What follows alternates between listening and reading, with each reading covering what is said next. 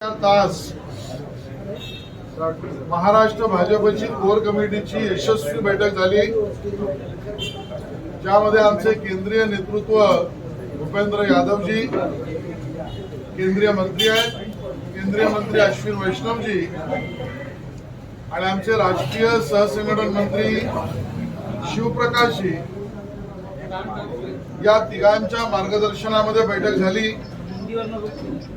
आमचे नेते उपमुख्यमंत्री देवेंद्र फडणवीसजी आणि प्रदेश अध्यक्ष चंद्रशेखर बावनकुळे यांच्या नेतृत्वामध्ये सर्वांनी आम्ही भाग घेतला।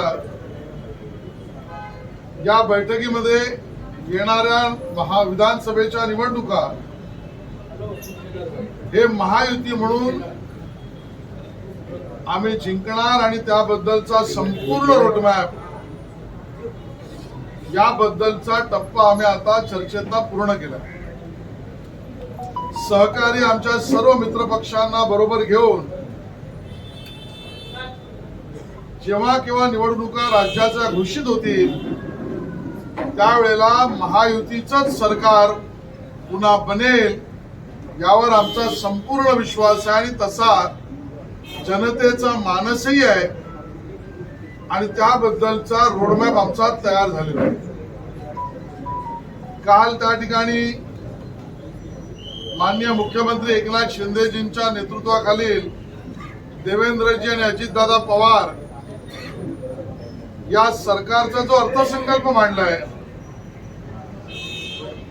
तो खऱ्या अर्थाने महाराष्ट्रातल्या सामान्य माणसाला, मग तो युवक असेल, तो आमचा शेतकरी, आमच्या भगिनी, आमचा विद्यार्थी आणि सर्व नागरिक यांना केंद्रबिंदू ठेवून केलेला आहे।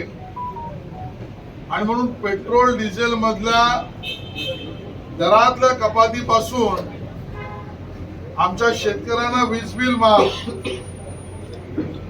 आमच्या माता भगिनींच्या अकाउंटवर थेट पैसे आणि 3 सिलेंडर माफ, अशा असंख्य योजनांनी अर्थसंकल्प याचं स्वागत संपूर्ण महाराष्ट्र करतोय। त्याबद्दलही विस्तृत चर्चा करून त्या अर्थसंकल्पाविषयी सरकारच्या अभिनंदनाचा ठराव सुद्धा आम्ही केलाय।